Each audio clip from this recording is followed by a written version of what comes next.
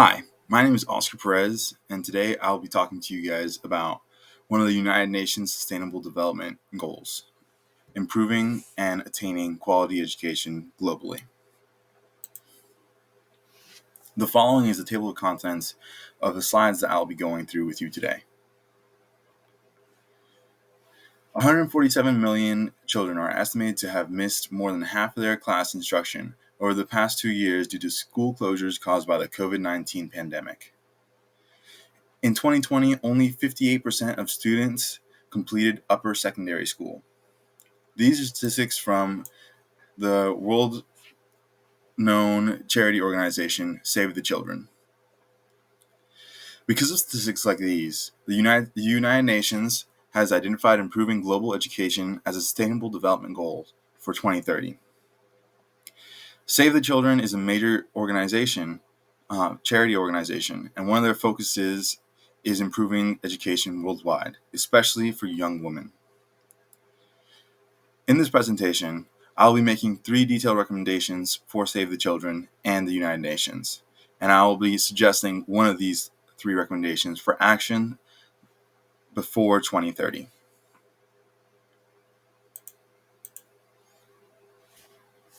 In 2020, twice as many girls had never been to school as boys. Nearly 500 children did not have access to distance learning. And during COVID-19, the global average for school closings was 141 days. These statistics seriously affect the quality education that young populations receive. There are also other issues that affect quality education, especially quality of the facilities. In 2020, about 1/4 of primary schools did not have access to basic services such as electricity, drinking water, and basic sanitation facilities. All of these issues make it harder for people to further their learning and to gain more education. In more developing countries, students have to enter the workforce much sooner. Even though, as you can see from the last statistic, every extra year of schooling leads to a 9% increase in pay globally.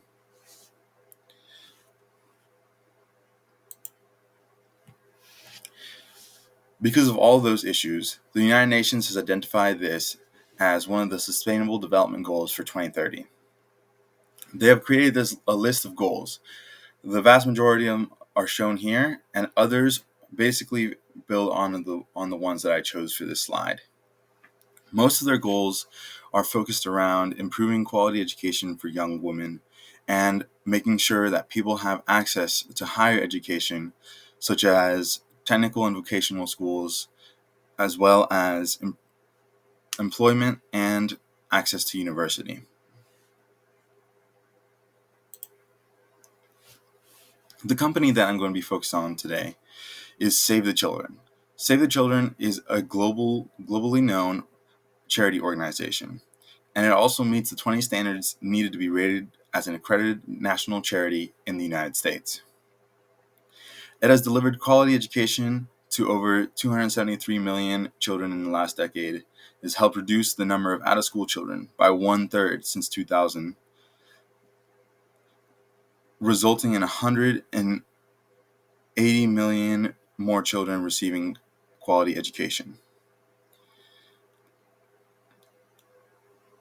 Save the Children helps more children get ready for kindergarten than any other nonprofit organization.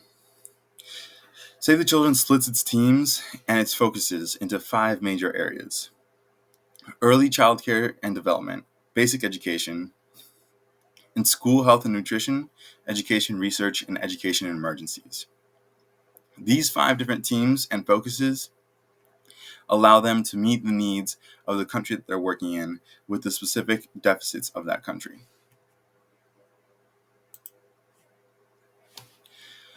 The recommendations that I'm going to be making to Save the Children and United Nations are going to be split into 3 different recommendations: low impact, moderate impact, and high impact.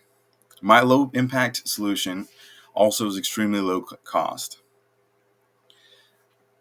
All of these recommendations are based on real world efforts being made in countries such as India, Colombia, South Sudan, and Haiti. For my low impact solution, I'm going to recommend using television programs and online learning for children in extremely high poverty countries.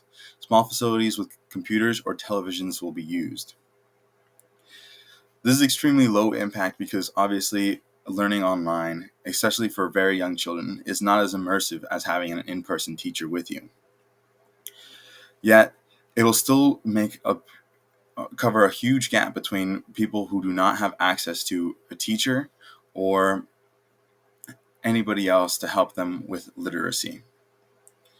It also would not discriminate between young boys and young girls, so it would help fix those gaps as well. It would have extremely low costs, low tens of thousands of dollars for each facility. Since these facilities will be in low income countries, things like real estate and equipment would be extremely low cost. You would also find that the cost for smaller countries will be in the low millions and low tens of millions for larger countries. For my moderate impact solution, I'd be um, I'd be suggesting a shift from traditional schooling to more technical or trade learning in high poverty countries. These students would be able to enter the workforce much sooner and do something that they can make money from and continue their education after having begun after having worked. There would be moderate cost involved because it would mostly be focused on very technical skills and higher education. However, these costs could be shared with top companies in the industry of each country. This would take in-person well-trained teachers, but those could come from the specific companies. They could be people with a lot of experience that have worked for those companies, and they could be teaching these specific skill sets to students.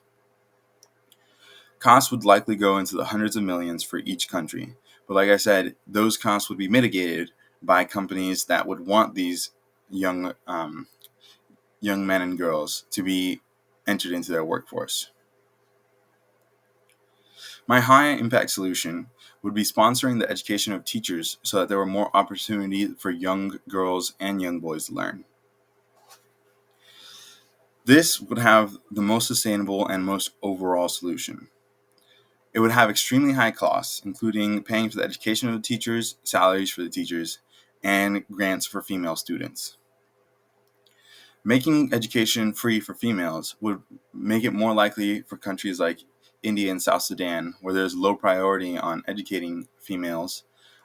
It would make it more likely for families to actually send their females to school.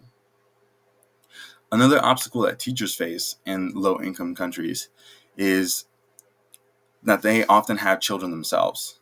Providing childcare to these teachers for their own kids would make it much easier for teachers to enter that workforce.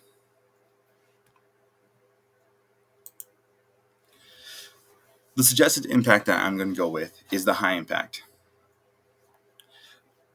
So, educating adults for teaching careers. As I previously mentioned, having an influx of teachers and more educated adults in these career fields would likely increase the amount of children that are able to be educated in these countries. This would especially impact young girls, since there would be more spaces for them, and not only half of the young population would be educated.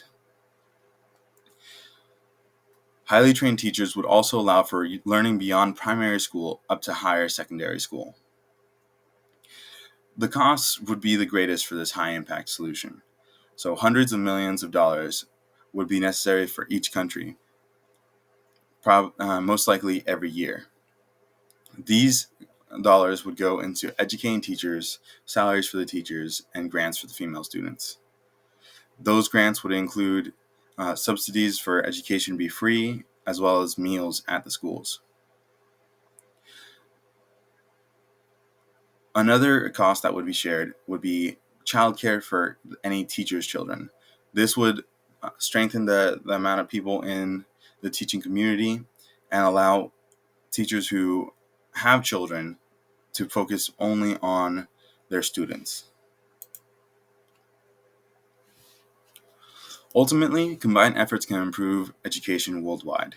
Supporting charities such as Save the Children makes a massive difference in education abroad. Any actions Any actions taken should improve and prioritize the education of young females. The high impact recommendation will have the greatest long-term effects and sustainability. High costs when it comes to education are worth it because an educated population greatly improves and sustains the development of each country. I believe that implementing the high impact recommendation would have massive effects by the year 2030. The following is a list of my references. Thank you very much.